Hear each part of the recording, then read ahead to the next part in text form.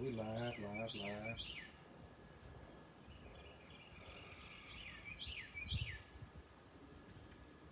What up, Bruno? So I'm gonna let a few people get in here before we get started. Um, Try to get to about 5 people, 5 or so, and get started and go from there. But I want to do a little something different. Coming from the backyard today, kind of tired sitting in the house in front of that green screen and grinding tape. So I decided to come outside and give you a little recap of DeCosta's press conference.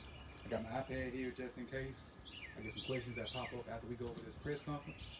And we can go from there. Try to make this about a 20, 30 minute stream, if even that. But I got my notes here, so I'm going to run through my notes. Then I'm going to go from there. Matter of fact, let me move up a little closer. All right, that might be better. That's a lot better. All right, first thing from DeCosta's press conference. Sheet number 1. He said that he saw 185 draftable players. Now, with that being said, that's a push because you know that's coming from scouts. That's coming from, I don't know how big the scouting department is, but that's the scouts, that's the coaches, and that's him himself. He says he's locked himself in his room and kids don't really bother him till they want something to eat. But that's a lot of tape to be grinding for 185 kids. Because if you look at, say you look at half of their games, and most of them play 11, 12 games. So let's just say 6 games. 6 games off of 100 dudes that's a month worth of tape. So he has to rely on the scouts. He has to rely on Harbaugh. He has to rely on his OCs, position coaches. All their input is going to go into making that draft day decision and creating a big board. I think he said he wants to have their board done by the end of this week, which is, that gives them a week to look at the board, contemplate who they want to move up, who they want to move down, and go off from there. All right, second thing. Actually, he said he's using tape to evaluate because they don't have the pro days. They only got like maybe 5 pro days in after the draft. So they're using a lot of tape. He says it reminds him of the 90s before the internet jumped off. And where they had to just sit in the room and grind tape. They didn't have to, get opinions from other guys, which is what I just talked about. The scouts, Harbaugh, his assistant coaches, all those guys got to get together. They got to actually talk. It's not, he said you used to just see somebody in the building and then you can have whatever conversation that you may think about. But now you got to actually write down, send a text, get on Zoom or whatever it is to actually communicate with these guys. And he says communication has gotten a lot better because they have good, genuine, wholesome guys they like to talk to and get it done. He says he saw 25 draftable wide receivers. And if you saw my top 9 at 9, those guys were pretty good. And we say this is a deep draft for receivers, and it's probably about 40 guys that's going in this draft that's going to be on the roster somewhere. Whether it be on the 53, well, I think they're expanding that, so it may be more than 53 now. Whether it be on that 53 or practice squads or whatnot, so it's probably going to be about 40 guys, and maybe even more wide receivers that make these rosters coming up. And the reason why the receivers have gotten so good is in high school they have a lot of 7-on-7 tournaments. All those guys do that during the summer. But they're catching balls all year round. They're catching balls in the summer. They're catching balls in the spring with their team. They're catching balls in the little nook and cranny before spring practice with their 7-on-7 team. Then they're catching balls in practice with 7-on-7. So that's why the wide receiver position has gotten so much better in the NFL. On top of the fact that it's now a passing league, except for the Ravens. All right. He was asked about a running back. He gave his credentials about what he thinks a good running back is, but he didn't really commit to saying, hey, we want to draft a running back. I personally don't think we should, being we have Gus, Mark, and Justice. I think those 3 guys are good. Maybe we can get somebody in to run the practice squad, but I think those 3 guys can feel the need for what we got. We got 2 power runners, and we got a speed guy. And Ingram kind of be like a little bit of speed, but Justice is the fast guy. Ingram's downhill, and Gus is downhill. Lamar's the other speed guy. So that's our running back situation. He talked about, Harbaugh talked about doing video overlays with players. And I just want to explain a little bit to those that don't know what that is. And basically what that is there's video of the play out there, or maybe the playbook. And maybe the coach puts himself in like a little box, kind of like what people do on YouTube when gaming. And they just talk about the play. They explain. So basically they're teaching, but it's on video instead of actually having guys in the meeting room. And it's simple. Coaches been doing that for years.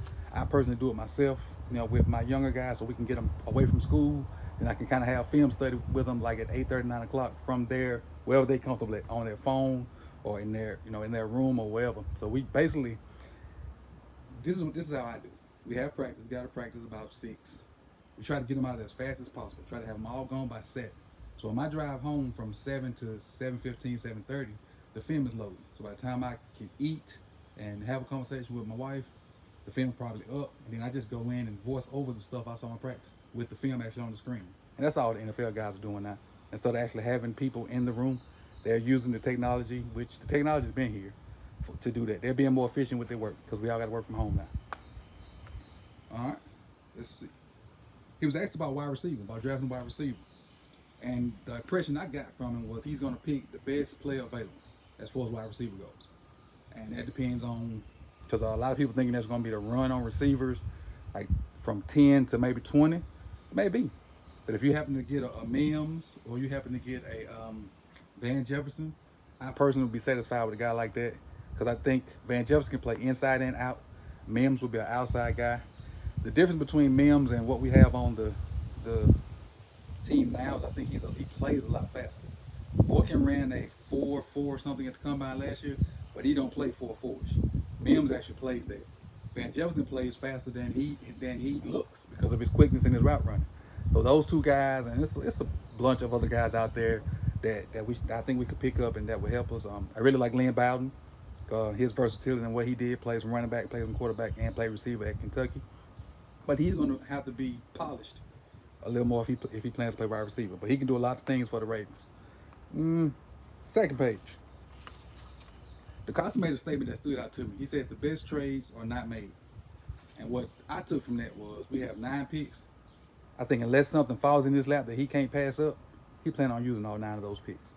That's what I got from that.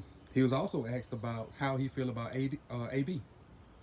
And his words didn't mean a lot to me. He said that, that's his personal feeling. He didn't want to talk about it with the press. But his body language told me a lot.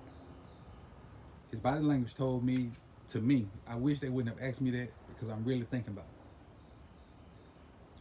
I think he's in a position to where he's trying to weigh the pros and cons of that situation. Because we all know the pros. AB is top 3 or 4 wide receivers in the league. We all know that. We can agree on that. But the cons are his off the field stuff. Will he mess up the chemistry in the locker room? And a lot of people just don't like him no more. I mean, but this is a country of second chances. And I don't know if this is second, third, fourth, or fifth, but I told somebody the other day on I think it was Birdland stream, if we did bring him in, 1 year, all incentives. 1 year, all incentives. And if he does anything wrong, if he drops the fork from the table, you got to go. But that's how I feel about him. But I like AB. I can't remember I don't know who the third guy was on the call, but he talked about how improved the communication was between the entire staff, scouting, coaches, and front office. He even talked about because of the way we all have to stay at home and kind of work from the house and use technology. He talked about the communication between all 3 levels of personnel has been great, and including the players. So the stay-at-home order has made those guys reevaluate how they work. I know Harbaugh talked about working differently from here on out because of the way technology is set up. You don't have to. And let me go off tangent for a minute. A lot of coaches think you have to be in the facility to get work done. I personally don't think that. If you got the technology and you can reach your players or whoever you need to reach, you can do that stuff from home. You can do a lot of that stuff from home. You don't have to be in the facility standing there looking around. I've been in coaches meetings where like we just standing there looking at each other, waiting for one person to make the move so we all can go. And that would happen for like 45 minutes, wasting everybody's time. But I think that's what's going on now. They're going to look at different ways to do stuff. And a lot of things, if we get back to football, when we get back to football, a lot of things going to be different. John Harbaugh, he praised Marshall Yonder. And he said inside linebacker is priority 1 or 2 for him. So to me, I feel like he'll be pushing for an interior line. And we all know who I think we should pick, which is Cushionberry. A lot of people out there saying Ruiz. I know Botch calls him badass, but I know that's not how you pronounce his name. From Wisconsin, there's some other guys out there. You probably could take what's there's a guard from LSU later in the in the later rounds, and I think LSU Sadiq Charles. He's a tackle for LSU, but I think he could play guard in the NFL. So there's a bunch of guys out there that we can go with that route. But I think if we go inside linebacker early, I think it should be Cushionberry or Ruiz. And I had this debate. I didn't think Ruiz was good, but he's good. Yeah, I don't think he's good as Cushionberry, but he's good. He also said that he expects the first 7 picks to produce this season. So we got 9. So he's expecting the first 7 picks to produce this season. And I think we have 1 in the first, 2 in the second. Make sure I get this right. 1 in the first, 2 in the second, 2 in the third. That's 5. 2 in the fourth. No, 1 in the fourth, 2 in the fifth, and then 1 in the sixth. And that's I think that's our 9. I think I got that right. If I didn't, correct me in the chat box. He also talked about, somebody asked him what did he look for in players. He talked about them being physically gifted, and this is DeCosta, about players being physically gifted. He looked at their character situations, whether it be through social media, talking to other coaches, talking to high school teachers. They go back and do all that research, and that's part of the game that we don't see. That they have to go back and, like, if it's a guy that's maybe in the draft 9 and maybe played for me back in 13, they'll call the head coach. They'll call him and be like, hey, how was this guy, when you coach him and whatnot. So they don't stop at the college. They dig back in high school to try to make sure you don't have no character flaws. All right? And the last note from that is they talked about the technology and how guys they were almost through with the playbook, and how guys were itching at the butt to actually get in. And the one guy he actually mentioned was Wolf. He said Wolf keep harassing him about getting the playbook so he can learn it. And to me, that says a good thing about Wolf. He knows that he's in a good situation, because Judon's gonna get the attention, Calais Campbell's gonna get the attention, Brandon Williams gonna get the attention in the run game, and Wolf is in a position to actually eat. He's in a position to actually probably get all 6 of those $1 million that he, with the incentives adding to it, because you got to focus on Campbell. Judon's gonna be hungry to get more than 16 million from this year. Williams is gonna be there, because I don't know if Williams is a free agent next year or not, but he's gonna be itching to prove that his worth. You're gonna have Wolf sitting there. Now we got other D linemen, so don't feel bad when I don't mention them. But Wolf's an athletic guy, and he's gonna get after it. In our scheme, he's gonna get after it, because he can do a bunch of different things. And that's the last note I got from the presser. I'm gonna go into the chat box. That's why I got my iPad, and see if there's any questions in there. And if there are not any questions, I'm gonna end this thing. Let's see what we got. I appreciate you guys coming. Also, if you don't subscribe already, please do so. Please share it with somebody. That's gonna be the biggest thing, not share. So I'm trying to reach these milestones. The next milestone on my list is 3,500. We're about 60 people there from 3,500. So share it with different people on Twitter and in your group chats and all that good stuff. Let's see if we got any questions. What's the difference in your eyes between Miles Boykins and Mims? I think I answered that earlier. I don't know if you saw it or not. Oh, I got a super chat. Like father, like son. I appreciate the $2 in super chat. Appreciate it. Super chat is always healthy around here. But what's the difference between Miles and Mims? Miles and Mims similar wise body style, but Mims plays a lot faster than Miles Boykin. Mims high points balls. He goes up and get balls. Boykin kind of just let him come to him and uses his long frame to kind of, I don't say out jump people, but outreach people. Mims is going to actually out jump people and actually go out attack the ball. Boykin will let it fall to him, and he just won't go. He just won't go get it.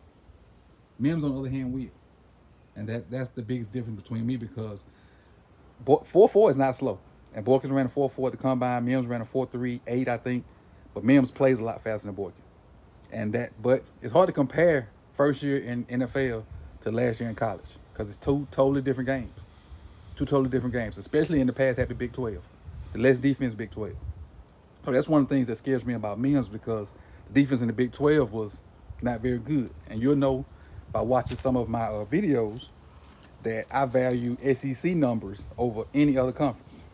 So if you get 700-800 yards in the SEC, that's probably 1,400-1,500 yards in the Big 12.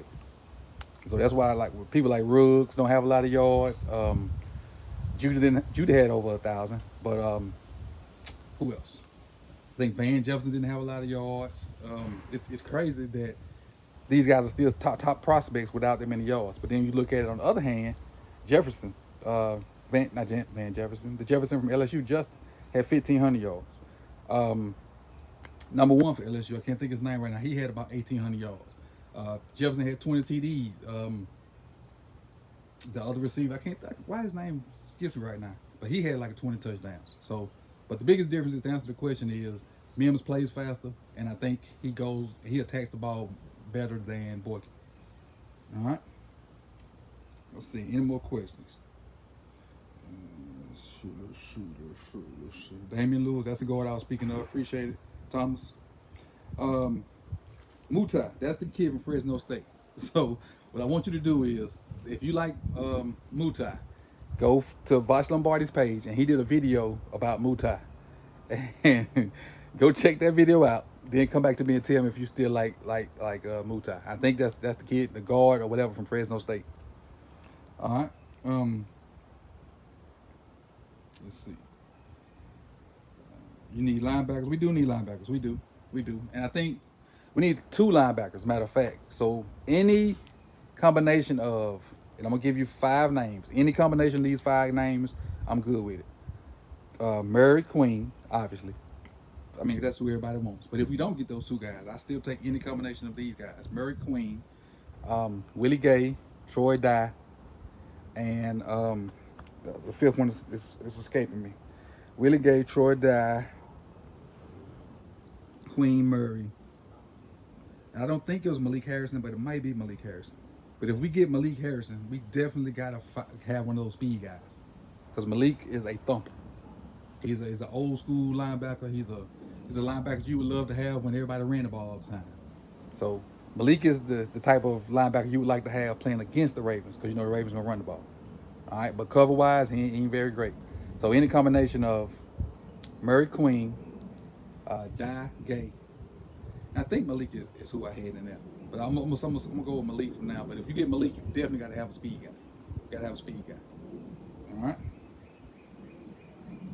What do you think, Antonio Gibson of Memphis? I'm not sure who that is right now. So I'll look him up and try to give you an answer. So if you want to put that answer, if you look on the the tab for tomorrow, I got a live stream tomorrow. It's called Question from Coach. If you put that down there, I'll definitely go in and find out who Antonio Gibson is and have an answer for you. Thoughts on Chase? I'm assuming Claypool. I don't like Claypool. I think Claypool reminds me of Hurst, but playing receiver. I think Hurst can do everything Claypool can do. So I don't think we should need to bring that type of body in, because I think Boykin needs to fill that role.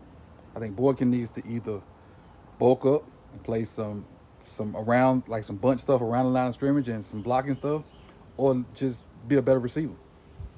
So I really don't like Claypool. I was doing film on Claypool and I had about 9 clips and I really didn't like the clips I saw. He had maybe two balls that I saw him like actually go up and go get and do things about. But I only had 2 games of Claypool. I just refused to watch the TV view, because the TV view can kind of push the narrative where they want it.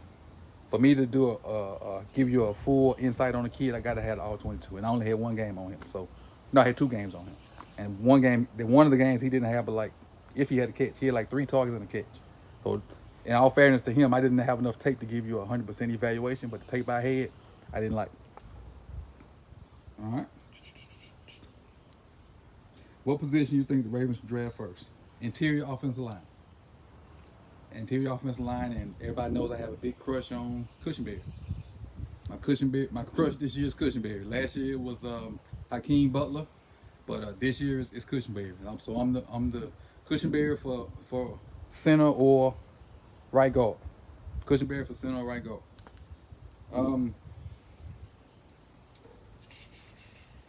Chris Orr and Dye at linebacker. I got to do some more research on Orr. I know he's the brother of a former player we had. I got to do some more research on Orr. Hopefully I can get it out before draft time comes. how high would Willie Gay go? I think he can go as high as the second round, low as the fourth, depending on how people value him getting over his off the field issues. If you take his off the field issues out, Willie Gay's probably the first or second linebacker drafted.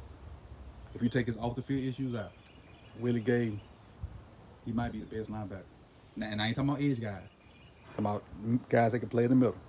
If you take his off the field issues out, and he played all last year and all this year, he's probably the best linebacker out there. And that's, you can stamp that if you take his off the field issues off there. All right. I just talked about Claypool. Are you still taking questions? Yes, I am. Just go to that same little, what's that? The community tab. That's what it is. The community tab on my page, and type the questions under there, Thomas, and I'll do that live tomorrow at 8 o'clock, and I'll get that out for you guys. Would it surprise you if we traded up for Andrew Thomas to play guard? Yes. And the reason why it would surprise me, this is the last question I'm gonna take. The reason why it would surprise me, because we're gonna have to lose a lot of draft collateral to do that. Thomas is pretty darn good. I think that's the tackle from Georgia, right? If that is the same guy we're talking about, if we got him, we'd have to lose some draft collateral to get him. And I don't think DeCosta's willing to do that. I think he wants to make all 9 of those picks unless somebody just gives him a trade that he really can't refuse. So that's what we have with that. All right, so with that being said, I appreciate you guys for tuning in. Make sure you like, comment, subscribe. Again, appreciate the $2 super chat from Like Father Like Son. He always support. And I appreciate you guys for supporting. And let's push to 3,500 subs. Hopefully by next week. Hope a bunch of these lives will be out there. And a bunch of people asked me to do their draft, like their live draft with them. I hadn't decided what I'm going to do yet. But I know I'm not going to do my own because there's so many out there, and it's why I compete for all you guys' attention. We can be in kind of the same space. So for right now, I haven't committed to anybody on that, but I plan on commit soon. I don't know if it's going to be a Ravens guy. I don't know if it's going to be somebody else, but I will be somewhere on draft day, and we can all kind of experience this virtual draft together. And until next time, see you when I see you. Peace.